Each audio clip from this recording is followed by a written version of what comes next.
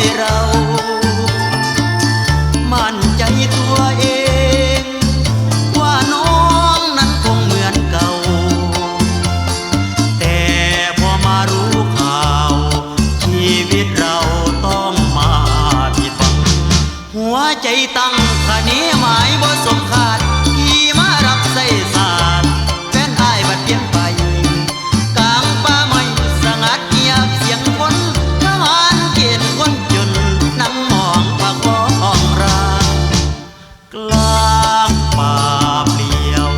อยู่คนเดียวมองรอบกายมวลต้นไม้ก็หยุดนิ่งไม่นิ่งไว้เหมือนมันเศร้า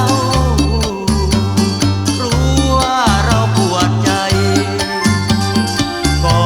ดปืนร้องไห้น้ำตาไหลออกมาอยากวิ่งผ่ากระสุนปืนที่กระหน่ำหนีความช้ำให้เลือดฉลูกใจให้หมดมนทินยามเมื่อสิ้นใจตายความรักเชื่อไม่ได้